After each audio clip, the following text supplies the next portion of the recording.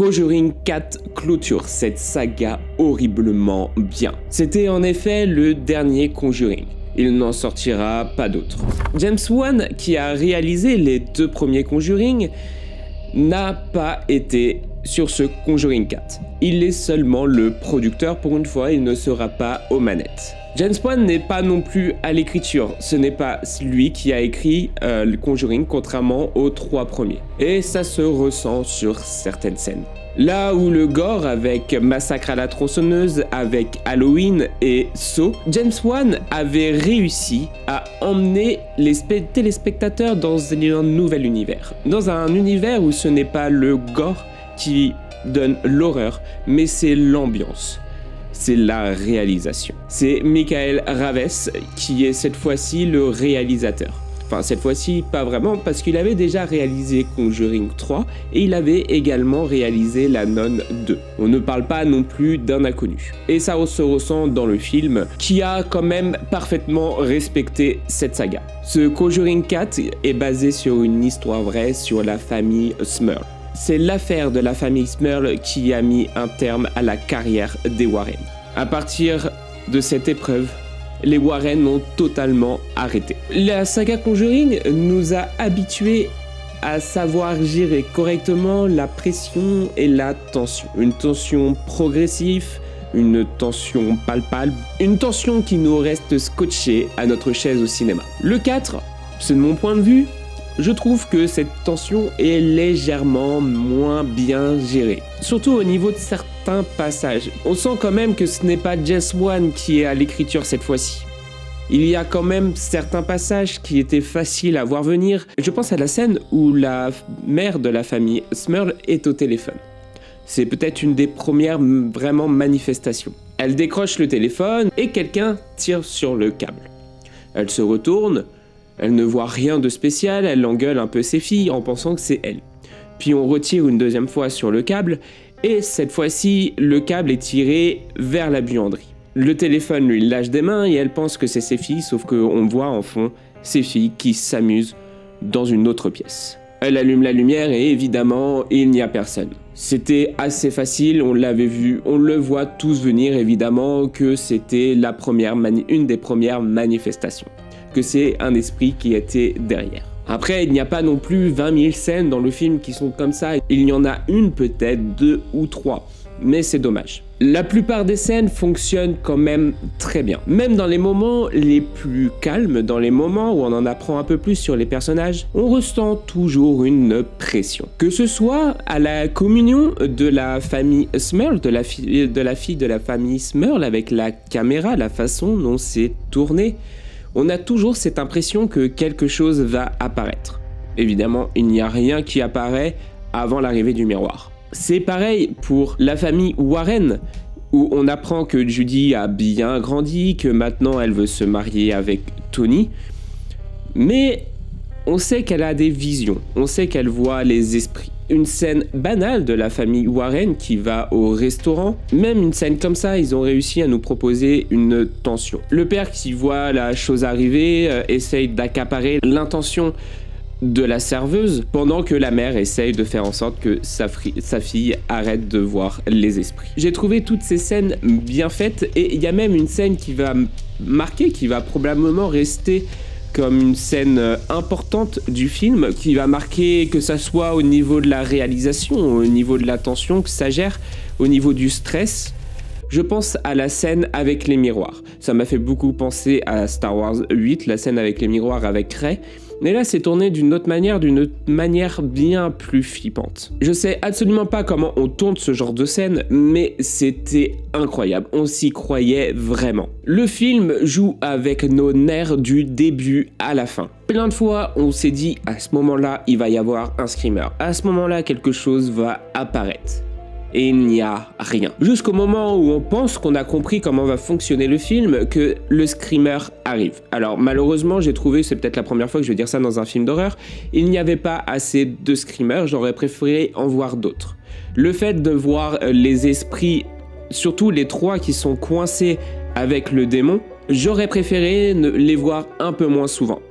Plutôt en fond, cachés, on sent leur présence, mais on ne les voit pas tout de suite. L'idée également, j'en reviens vite fait, je suis en train d'y penser, c'est pas du tout dans mes notes, mais le film est composé de 3 esprits et d'un démon, et j'ai trouvé cette façon de faire plutôt originale, plutôt sympa. Ça rajoute quelque chose au scénario, ça rajoute une histoire, ça rajoute un peu plus de matière au scénario. C'est pas juste une histoire d'un miroir qui est arrivé dans la maison des Smurls et qui hante la famille. C'est bien plus profond. Le démon utilise les 3 esprits pour faire peur à la famille, et pendant ce temps-là, le démon fait en sorte d'attirer Judy vers la famille Smurl. Le même démon qui avait déjà tenté de prendre la vie de leur fille au tout début de l'histoire, à sa naissance. Je ferme cette parenthèse et revenons à cette réalisation qui nous mettait justement sur nos nerfs et qui créait une certaine tension. Alors, comment Michael Raves a réussi à faire ça? C'est quelque chose de simple qu'on a déjà vu sur quelques films d'horreur, mais qui était plutôt bien fait cette fois-ci. Il faut savoir qu'au cinéma, si vous regardez un film, vous le verrez bien, un plan ne dure jamais plus de 3 secondes. Et s'il dure plus de 3 secondes, c'est pour quelques raisons particulières. Soit comme dans Dune et dans Avatar, pour qu'on voit à quel point c'est joli quand ils arrivent sur la planète d'Avatar ou le désert de Dune, ou dans les films d'horreur pour créer une tension. On fixe la caméra sur un objet, sur un visage, et on ne le bouge pas pendant 5-6 secondes. Un léger zoom et vous avez votre tension. Le spectateur est en attente. Il attend que quelque chose se passe. Alors évidemment, dans tout film d'horreur qui doit se respecter, il ne doit pas se passer quelque chose à chaque fois. Bien trop facile à prévoir. Et c'est là-dessus que Michael Raves a réussi son pari. En effet, la plupart des zooms, la plupart des plans fixes, il ne se passe rien et pourtant nous, en tant que spectateurs, systématiquement, on attend quelque chose. Et c'est qu'à la fin du film où on est récompensé. On a un zoom sur le carrousel qui ne se passe rien, on en a même 2 ou 3 sur cet objet que Lorraine Warren a activé, et on a surtout un zoom régulièrement dans le film sur la poupée Suzy. La plupart du temps, évidemment, il ne se passe rien, la poupée bouge simplement parce que c'est son mécanisme, jusqu'au moment où l'esprit prend la poupée. On a également des zooms sur des chaises vides où Annabelle est de retour. Alors, je sais pas si c'est un easter egg, je sais pas si c'est de la facilité, mais on sait que Judy, dans Annabelle, a été traumatisée. C'est probablement pour nous rappeler ça, qu'elle voit des esprits et que ces esprits la traumatisent. Elle souhaite, avec cette famille Smurl, de la première fois, elle peut aider quelqu'un. C'est pour elle une sorte de guérison. Elle veut passer à autre chose, elle veut plus les fuir, elle veut les combattre. Kyle Raves fait également des zooms sur les 3 visages du miroir. D'ailleurs, ce film joue beaucoup sur les miroirs. On a donc la scène dans la cabine d'essayage avec Judy, mais on a également beaucoup de scènes avec le fameux miroir. C'est des scènes où la caméra fixe le miroir et on voit à travers le miroir. On voit seulement le reflet. Et je trouve que ça rajoute encore quelque chose en plus au niveau du stress, au niveau de la tension. Comme vous avez pu le comprendre, ce film est très bien.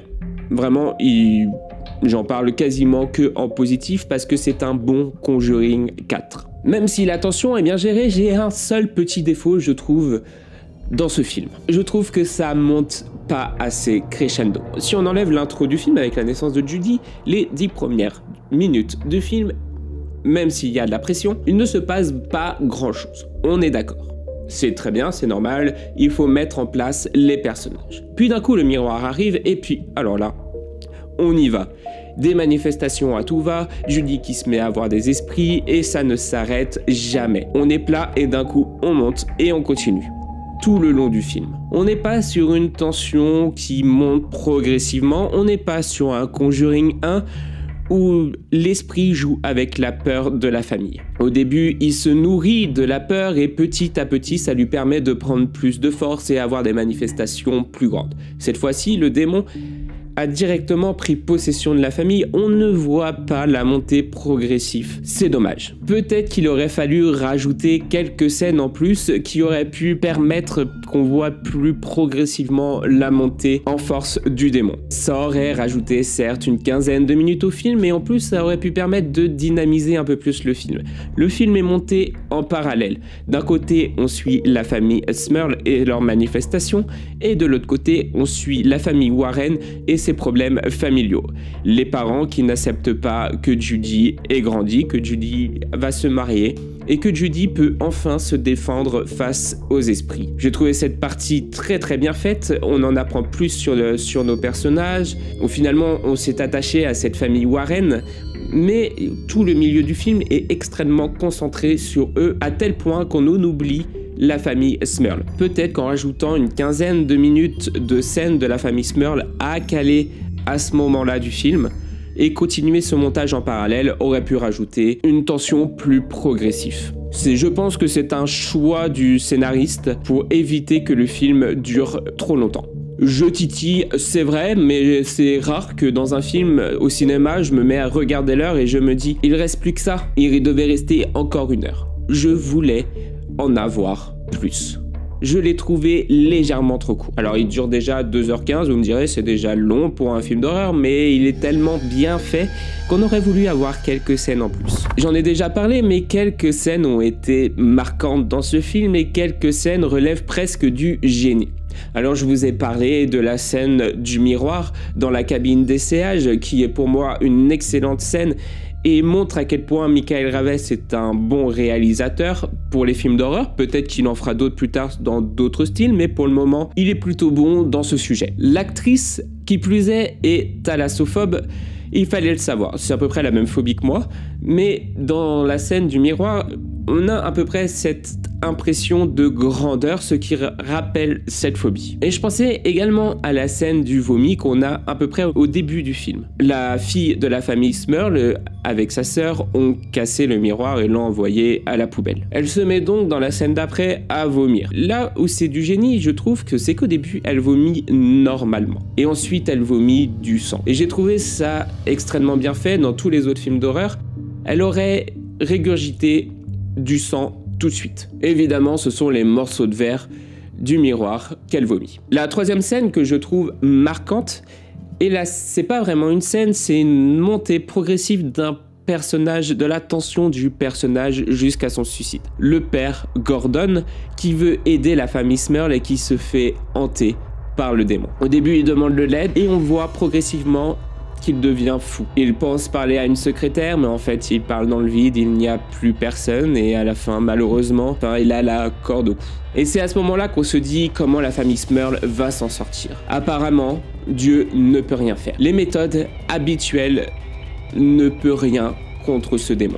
Peut-être un autre défaut du film que j'ai trouvé, c'est à propos du miroir. On voit clairement le miroir se faire briser au tout début du film, et j'ai trouvé ça dommage qu'ils reviennent en fin de film. Pourquoi? Ça aurait été tellement mieux et ça aurait expliqué tellement de choses si le miroir, une fois brisé, libérait totalement les esprits qui étaient coincés dedans et le démon. Ça aurait expliqué pourquoi les manifestations sont si violentes d'un coup et qu'il n'y a pas de montée progressive. L'esprit et le démon sont libres. Ils ne sont plus accolés à un objet. Ils peuvent donc faire ce qu'ils veulent. Ed parle même à Tony dans la salle où tous les artefacts sont posés et Tony lui pose cette question. Pourquoi tu les gardes là et tu ne les détruis pas?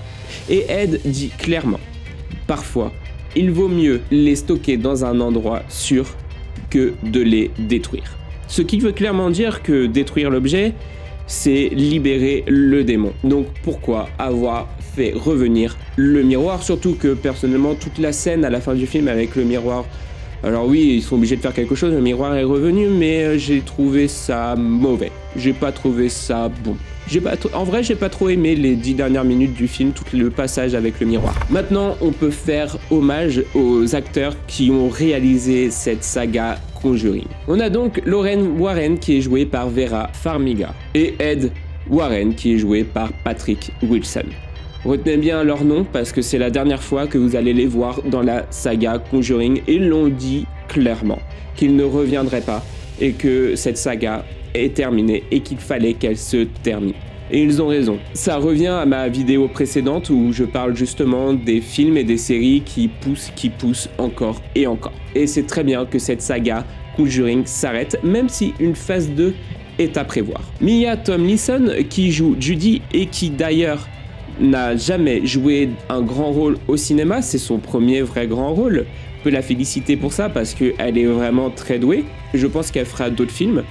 pourrait reprendre le flambeau avec Tony. Il faut savoir qu'elle a été conseillée par Sterling Jerins, qui est l'actrice originale de Judy. Et la véritable Judy Warren a également conseillé le film. Elle ne voulait pas apparaître dedans parce qu'apparemment elle a encore des traumatismes de ce qui s'est passé dans son enfance avec sa famille. La saga Conjuring s'arrête, mais clairement, je ne pense pas que les spin-offs vont s'arrêter tout de suite. Comme je l'ai dit, Judy va réapparaître avec Tony, probablement pour reprendre le flambeau. Une potentielle phase 2 est déjà dans les papiers de Warner Bros. Le film a clairement été pensé pour ça, ça a été dit dans des interviews et ça a été confirmé par la boîte de production. Sur ce, dites-moi en commentaire si le film vous a plu. Moi, je vous dis ciao, n'oubliez pas de liker la vidéo et de vous abonner. À la prochaine. On a tellement attendu que vous veniez.